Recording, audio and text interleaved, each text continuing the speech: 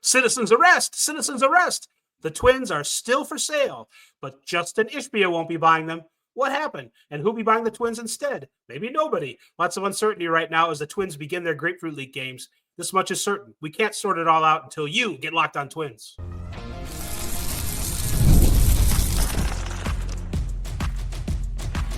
You are Locked On Twins, your daily Minnesota Twins podcast. Part of the Locked On Podcast Network, your team every day.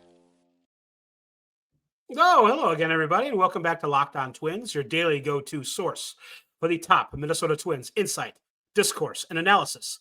Personally, it's my favorite show of the Imperial Locked On Podcast Network, which, by the way, brings you your team every day. Don't forget to hit like and subscribe where applicable. I'm Dave Brown, an MLB writer since Calvin Griffith still owned the Twins. Doggone it, the good old days. I'm also a BBWAA member and a Hall of Fame voter. Just ask Joe Mauer. He'll be like, who? Across the Great Plains of cyberspace is Brandon Warren, who was born into a world where only a Polad owned the Twins. Well, he might cash out in 50 years or so. 50 years. I might cash out right now. Yeah. Anyway. He might cash out in 50 years. It still doesn't make sense, Dave. You didn't write it right. All right. Anyway, Brandon was a Twins fan who became a Twins writer, and now he's both as a site expert at Puckett's Pond, a blog about the Twins. You should check out Brandon's written work and mine and other people at Puckett's Pond to supplement your Locked On Twins coverage. Today's podcast will sort through the wreckage of the Justin Ishbia, and I finally have been figured out comfortably how to pronounce his name, and he's gone. Reportedly abandoning his efforts to buy the Twins and instead buy more shares of the White Sox. Shake my head. A nice little 1-2 punch for Twins fans. He might be trying to buy the White Sox for real. So, like from Jerry Reinsdorf, we'll see if that works out for him. We'll talk about how there are still other billionaires who want to buy the Twins, although it might be funny, using that word in a certain way, that if the Polad family just didn't sell the team after all.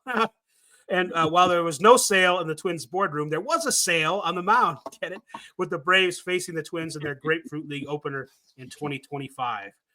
Before we beat all those dead horses, you might want to know that today's episode is brought to you by FanDuel. Right now, new FanDuel customers can get $150 in bonus bets if your first $5 bet wins. So you got to make that happen. And then you get $150 back. So you got to make it happen, though. So go do it. Download the app or head to FanDuel.com to get started. And then the next word I have is Ishbia and no other text because Ishbia is out of here. Justin Ishbia decided, Brandon, that he's not going to buy the Twins and he's just going to he's made an offer to White Sox shareholders who aren't Jerry Reinsdorf to buy their shares of the White Sox in anticipation, people think, of buying the White Sox at some point. Jerry Reinsdorf is 88 years old. And you'd think that he'd be getting sick of this. The White Sox, it's 20 years since they won the World Series. They don't appear close to another one. So maybe now is the time to sell it. I think that's what Justin Ishbia is doing. We don't have confirmation of that, but we think it is. Now, the good news for Twins fans is that there's still lots of billionaires out there who want to buy baseball teams. It's just not going to happen. We say this to our kids all the time. We're going to do what you want, Claire and Remy, but it might not be on your timetable. Yep. And I think that's where we're at with the Twins sale. Well, you and I discussed this back when we first talked about the idea that an Ishbia could buy the team, that they have significant business interests in Chicago, or there's some sort of home base for them. And so, in fact, I remember saying what a gut punch to the White Sox to have the Twins be purchased by someone who has such ties. And then you kind of said, well, maybe there's been no overtures by Jerry Reinsdorf that he'd be willing to sell. And maybe that's still not the case, but maybe it's a little more trending that way.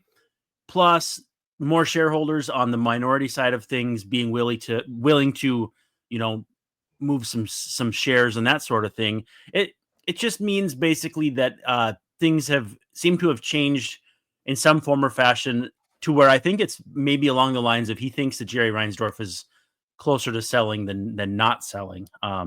Granted, every moment we get older, that becomes more and more true. But I just think that, maybe he sees some writing on the wall that old man Reinsdorf is thinking, well, might ride off into the sunset or whatever guy like that rides off into. And opportunity to buy the ball team in the city where you have roots is that's a pretty attractive opportunity. So I kind of understand where they're coming from.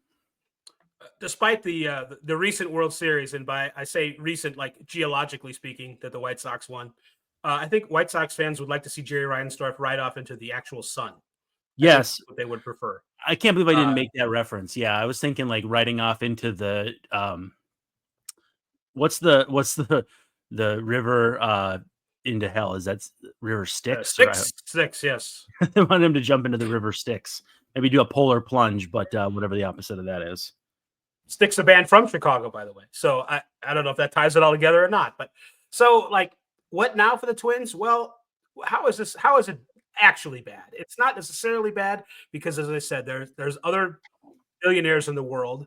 I've heard a lot of the Suns. His brother owns the Suns. I think he's a minority owner in the Suns. People don't like what's going on with the Suns right now. I don't exactly know what that is, but I could tell you. It's not exactly turning out how people thought it might a few months ago. Brandon, what's going on with the Suns? Well, basically, they have no wiggle room with the salary structure, and so wanting to make any move is like playing Jenga, and you have to pull like 5 pieces out to put one piece back. And so they've got like crazy money committed to Devin Booker and Kevin Durant, and the puzzle pieces don't really work for them to move around, even if you have an owner willing to pay the luxury tax penalty for the highest tier. At some point, you still have to make a few moves just due to sheer roster attrition or players getting further in their careers and commanding more money, and you need to roster 12, 13, 14, 15, whatever the minimum is in the NBA. I think 15 is the max, 14 or 15. Anyway, it's gone from, pretty good vibes to like maybe Kevin Durant's going to be traded this offseason, maybe to Minnesota.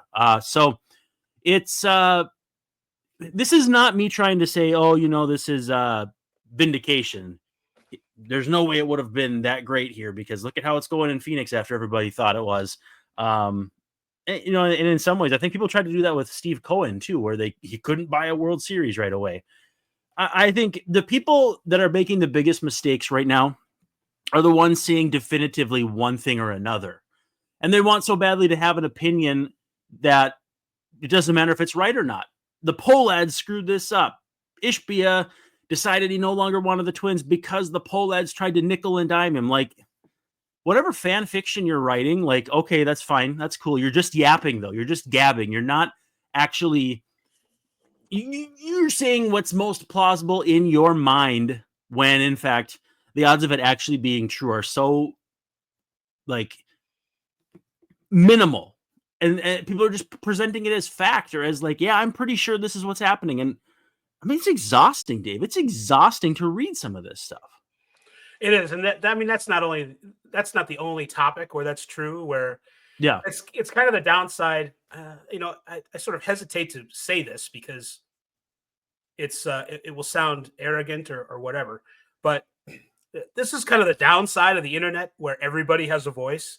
You have to be patient and you have to be, you're going to hear a lot of stuff.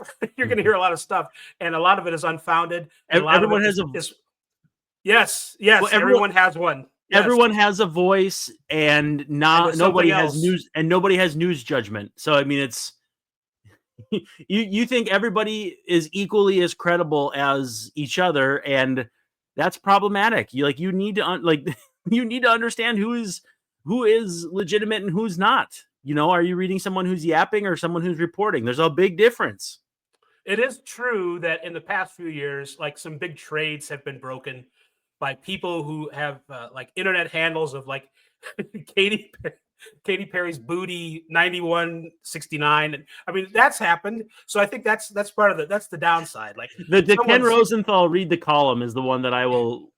Mr. Sugar Penis. Read the column, Mr. Sugar Penis. And it's like, Kenny, I love Kenny. He's going through some stuff now with his mentions are not very friendly right now, but that's the highlight for me with Kenny. And I almost wanted to ask him about it when I met him, but I didn't. Oh yeah. You want to know about that, huh, Brandon? He kicks you right in the groin because that's as tall as he can get. But all right. What we don't know, and this is just like totally, we don't know who's going to buy the team. None of the other people have been leaked.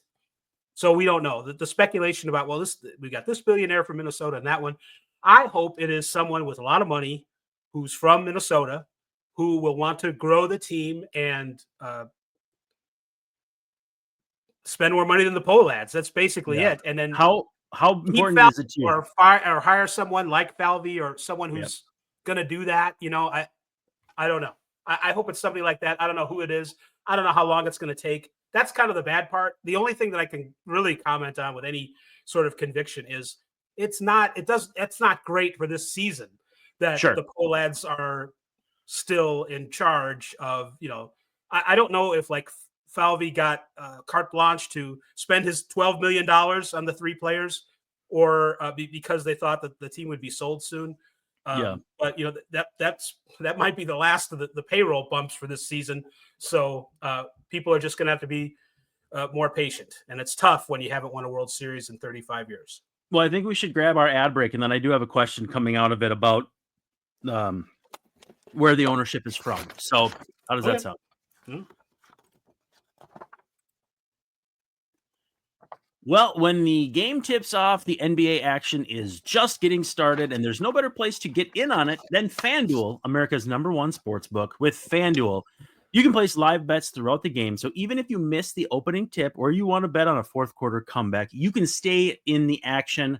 You can do stuff in the second and third quarters too, but those are a little less interesting from my point of view. The NBA is a start fast, end fast league, but you know what? If you are one of those sickos that wants to bet on second quarter stuff, they've got you taken care of. And if you're looking for a bigger payout, you can even combine your live bets into an SGP. That's a same game parlay. Right now, new FanDuel customers, by the way, can get $150 in bonus bets. Just like Dave said at the top of the show, if your first $5 bet hits. So if you come up with one that you really like, hit that with a $5 bet, you're going to get free rolled $150 in bonus bets just by making that first one win. Again, FanDuel.com to join today. That's FanDuel.com for your shot at $150 in bonus bets. Make every moment more with FanDuel, the official sports betting partner of the NBA. Now, Dave, what I wanted to ask you is you kind of brought up like what your hope was as far as the owner/ownership group. To what extent is it important to you that they are Minnesota-based or have Minnesota roots? Because I feel like Minnesota, and it's not because we're so close to Canada, but we are a bit more provincial than most. Would it be hugely beneficial to have a Minnesota-based owner? Because that was not going to be the case if it had been one of the Toshiba brothers. Like does that matter that much, or is it more along the lines of just like that would make for a good story? And you and I are in the story business. Like, where do you stand on all this? Well, I mean, sort of like 2 steps ahead of your question. The Polands are Minnesota-based, and we're not exactly. We're like, yeah, can you guys leave now? We're everyone's ready for them to leave. Minnesota people much more than I am. I mean, I'm not even. I guess I'm dispassionate about it, certainly by comparison. So that's not a deal breaker or anything. I'm thinking in a Steve Cohen sort of way. If we can combine like really deep pockets and I don't want to say hands off, but like have the right people in place. Not meddlesome. Not meddlesome not a do nothing, but not meddlesome as in getting in the way. Yeah. That's ideal for me. So I shows up to the game with a ball cap and a foam finger. We're number 1, and I'm going to make sure that we do what it takes to stay there. That's right, buddy. Just sign the checks and keep them coming. That kind of thing. So it doesn't have to be. What I don't want is some person who, and this is, I describe David. I forget his name. He just bought the Orioles in the last year. I'm kind of describing Rubenstein. David Rubenstein, yeah. Rubenstein. Who just bought the. It's going to be an Ayuri Perez situation. Ayuri. I apologize for mispronouncing his name. Well, hey, Perez. Nobody does that, but it should be Perez. Like old Timo Perez days. like Tony Perez. It was always Tony Perez. No, it should have been Tony Perez the whole time. I remember Eduardo Perez, though, wasn't it? Like, Maybe. was that? I don't know. I think that distinction was made between their careers. I feel like, but I could be wrong. All I know is like some of the people with the Royals pronounce Salvador Perez. Most of them do not, and it drives me bananas. So anyway, this is stemming from a comment on YouTube where I brought up Eury Perez, but I said his name wrong, so I apologize. And you weren't just saying right now Eury Perez, like the royal we. You were trying to pronounce it correctly. Eury. Because they don't have, and this is my favorite, they don't have diphthongs in Spanish, where you put the two vowels together and it makes a third, like a different pronunciation. So, well, that makes their language markedly less sexy. Well, they don't have contractions either. You've noticed that there's no apostrophe S or whatever in Spanish. Like give birth in a Spanish hospital, then. I know. Well, so, I mean, I would have loved to have like David Rubenstein take over a twin, a David Rubenstein. Although he's been under fire for not spending any money this offseason. That was my other shoe was going to drop on him because he's been letting Mike Elias or Elias do his thing where he's trying to prove this point about, no, we can win the World Series by spending almost no money. We can do it. We can do this. We have 12 Gunnar Hendersons. They all look alike, and we're going to do this. So, you got your David Rubenstein over here, and you got your Eury Perez over here, and Steve Cohen over here. And so it's like, that's the kind. David Rubenstein's like the perfect guy. He's also the guy that just got fired from the, what was it? Was it the Met or the Metropolitan Museum of Art from Trump? I don't know. No, the Kennedy Center. Got fired from the Kennedy Center. So you'd think that he would be the perfect kind of guy, but he's not. He's not telling Mike Elias to spend some damn money on Corbin Burns. So I don't know. It's yeah. So does the person have to be from Minnesota, the new owner of the Twins? No. It might help. Yeah. It might help.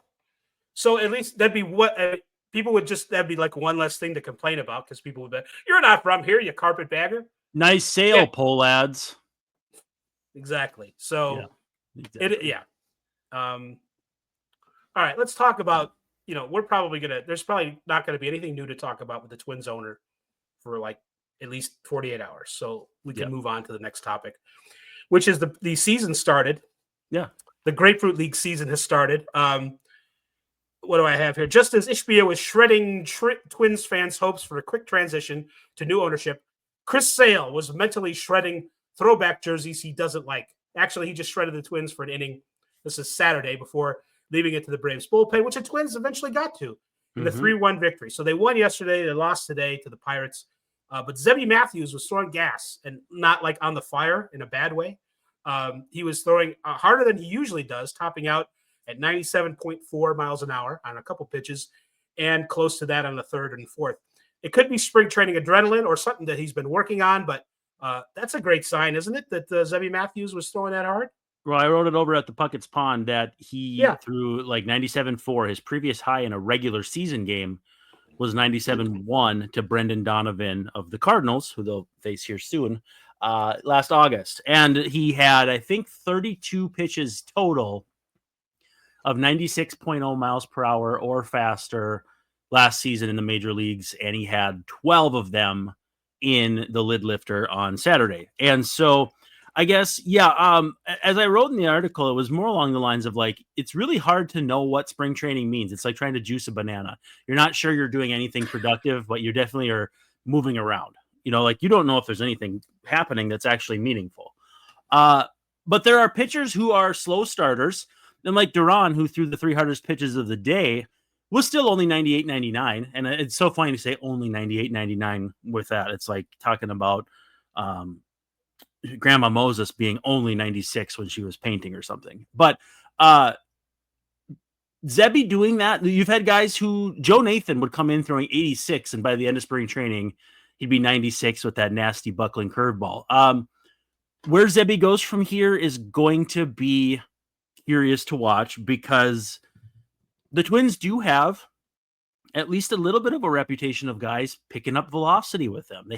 They run the velo camp down in Fort Myers and all that sort of stuff. So all I'm saying is I'm cautiously optimistic. I'm trying not to read too much into it. I did have one take on Matt Wallner I'll talk about later too.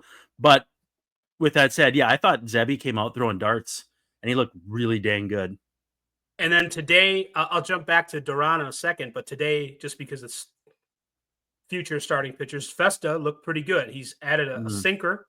He's trying to come at right-handed. Was it right-handed hitters or left-handed hitters? With a different. I don't know. I mean, one of those kinds. I know the conventional wisdom's like never throw a same-sided changeup or whatever. Greg Maddux destroyed that. Yeah, yes. And I think everything in its own time. Strike one is a good pitch until they hit it out of the park. You know what I mean? People really mess up correlation and causation, and baseball is one of the most ripe grounds for that thing. But he threw it twice, so I don't know. The algorithm picked it up. TJ Stats, Thomas Nestico does some tremendous work on Twixer there. I'd recommend following him. But just seeing Stuff Plus and that sort of stuff that's pun intended, I guess, easy to digest for guys like me is kind of fun. I can see a guy's got 4 pitches that grade out above average or 3. And people have been making this comparison with Festa, like Bailey Ober going down to start the 2023 season. And it's a luxury thing. It's nice to have that many capable, good starters. But that year that Bailey Ober got sent back, he made his first big league start on April 23rd. Like, he was down there a month or less. So I think it's all going to be much ado about nothing. You worry about these things, you get fraught with concern, and then all of a sudden some guy comes up with a hamstring, and then he gets healthy when someone else goes down, and suddenly you're juggling 15 pitchers with 13 spots fairly easily. So, like, I'm not worried about where Fest is going to fit or Justin Topa. Now, if they were to make a trade, because I saw that Eric Fetty might be available, and I'm still kind of interested in that. I remember when Eric Fetty was available, and it didn't have to be a trade. I remember that too. Yeah. Sorry. Pepperidge Farm remembers too. However, each of the times he's been available, the Twins have shown some interest, not enough. Or with the White Sox, it was more along the lines of, yeah, we're trading him somewhere else. Although how funny would it be then he gets traded to the Twins and it gets a better return for the Cardinals than it got for the White Sox, and it ends up being the classic White Sox scenario. Well, I don't know. I mean, if that were be the case, I'd be okay with that. And again, you'd still figure out how to get these guys innings. But that's my long way of saying I'm not sweating it with Festa. He looks great, and I think he might throw 100, 120 innings in the big leagues this year, and that'd be great. Speaking of sowing discontent, or you said some phrase like that, Duran. So you mentioned he threw the hardest pitches of anybody in the game. However, Aaron Gleeman, now there's a guy who knows what he's talking about. He's not just saying stuff to upset people on the internet or whatever, get clicks. 2025, February 22nd. That's yesterday. 98.9. Yeah, Duran. Yeah, exactly. Happy birthday. Duran threw 98.9. On his first day of camp last year, he threw 100.5 miles an hour. So that's a mile and a half less. 2 years ago, he threw 102.5 his first day of camp.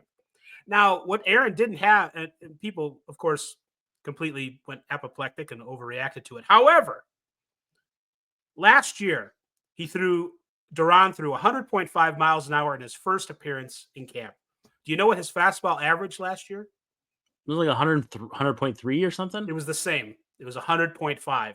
Okay. So his average fastball last year was the same as that first day. In 2023, when he threw 102.5 miles an hour, his average fastball was 101.8. So it wasn't quite as good, but still.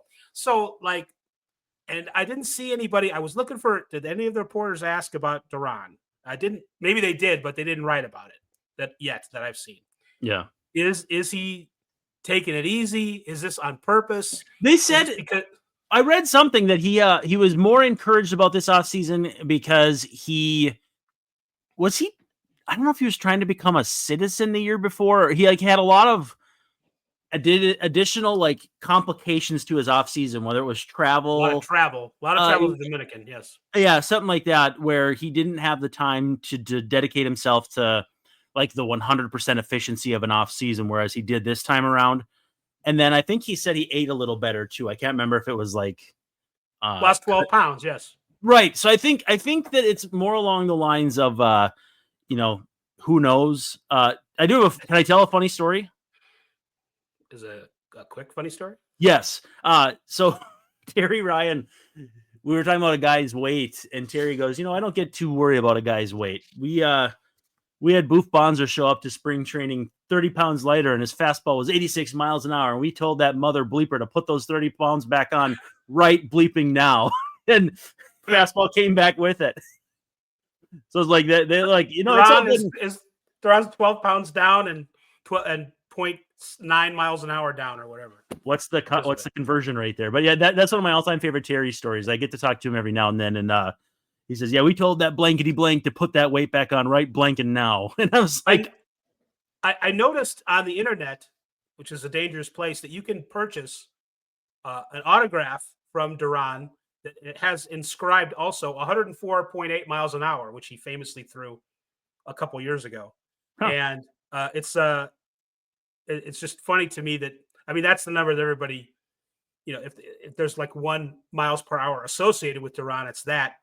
And now it's like he's throwing 6 miles an hour slower than that. So I'm not saying that there's anything to it necessarily, but I'm not saying there isn't. So you're saying I can't envision another scenario than this one specific scenario. No, I'm kidding. You had to say that. Yeah. Well, you you put it on a tee and I fouled it off. So get over it. You wanted to talk about Matt Wallner. I'm sure it has something to do with him starting a game against a left-handed pitcher, which is that is so Twins fans probably yesterday were like, what do you mean Margot's not playing right field and leading off? What's going on? I know he left, but still, and Rocco would find a way to put him out there. Pulled Festa with a shutout after 2 innings. What's he doing? I thought that Wallner's usage was interesting because he batted leadoff also. So it wasn't just that he played against the lefty, but he batted leadoff. Now, he is an option to lead off. He was fourth on the team in pitches per plate appearance last year. Minimum 100 plate appearances behind. It was like Correa, Julian, and Willie Castro somehow. Like they were both 3.95, but the decimal place. Willie Castro sees a lot of. He doesn't walk a lot, but he sees a lot of pitches. I don't know how he does it, but then he had a 372 on base, and only Correa, I think it was like 388, was higher. So there's some like sabermetric wisdom to the idea of leading off Wallner. But I think what it was listen, this is one of the toughest lefties in the game today. You don't get free plate appearances against a lefty that's not going to hurt you, whether it's a free out in a ball game or whatever. And you don't know how long Sale's going to go. So, I mean, if you hit him cleanup and you go down 1-2-3, suddenly you're facing, Hurston Waldrop in the second inning or something like that. I don't know if he's a right or left yet. What's that?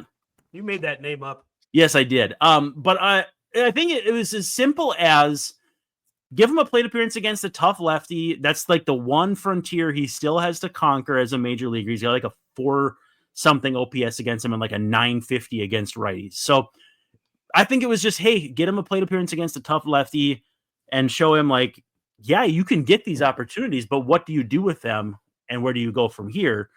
Again, though, like I said, juicing a banana. I don't know how much it matters, but that was what I thought was the case. Wallner's career 108 plate appearances against left-handed pitchers in the majors, slash line 144, 232, 278, 39.88 strikeout rate. Now, he does have 3 home runs. He does have 3 home runs. He does. 2 doubles and a triple. 39.8 strikeout rate versus lefties. Now, his strikeout rate versus the righties is 33.3. So it's not like it's that much lower. I mean, once you get into 40%, you've got kind of a problem. He's Miguel Sano against lefties and less Miguel Sano against righties. Less, I don't know. Is that Miguel's brother or twin brother? Less Miguel Sano? No, it's Oswaldo and Orlando Arcia. Oh, right. Those okay. Guys. I still think Oswaldo has a chance to be something. Maybe. It is something that Rocco put him in a lineup against the lefty. I think people complain about Rocco platooning. I don't know that I think Bader could play right. I think he's got an okay arm. So that is possible for him to play right. But they don't really have, I don't know if they're going to be counting on Austin Martin to be a right fielder. Did you see what he did today? Missed a fly ball. Everybody loses the ball in the sun. The Pirates guys were like, hey, that happens every game. So Bradenton's a tough place. Bradenton's tough. It is. It's all, don't park your car in the wrong place either, so I've heard. But no, I've been there before. Yeah, I wouldn't recommend it. It is substantive that Rocco is playing Wallner against a left, and it's good to get. He hit it 97 point. He hit a fly out, a line out that was 97, almost Kelnick. 98 miles an hour off the bat. 2-1 slider to Kelnick. I'm talking about Wallner against Sale. That's what I'm saying. He lined out to Kelnick. Oh, to Kelnick. You're right. In right field. Yes. 2-1 slider. I wrote about it. That's how I know. Otherwise, I wouldn't know that minute of detail. That's really good. I think, as I said before, if Wallner can become a guy that can play 150 games and not be awful against left-handed pitching, his value just exponentially goes up. I think Rocco's open to having a lefty who he can try to hit lefties, but because he had Max Kepler before, so he's done it. It's just a matter of who's it going to be, and is it going to be nobody? It might be nobody, but I don't think Rocco's like, I'm not going to do it. It's just now I can't find the exact stats, but Wallner has hit left-handers in the minors. It wasn't last year at times. It has happened before. So we talk about, they come up to the minors and they've never had any positive whatever against lefties. False. How's he going to learn? And we joke about stuff like that. It's possible that there is a left-handed hitter, a left-handed, versus left-handed pitcher in there somewhere from all of them. It's possible. Yep. It's possible. That is going to do it for this show. So we stay under our 32 minutes. Yeah. I have other things I want to talk about, like Lou Varland. But anyway, for Brandon, this is Dave. Wishing you all a very pleasant good evening. See you tomorrow.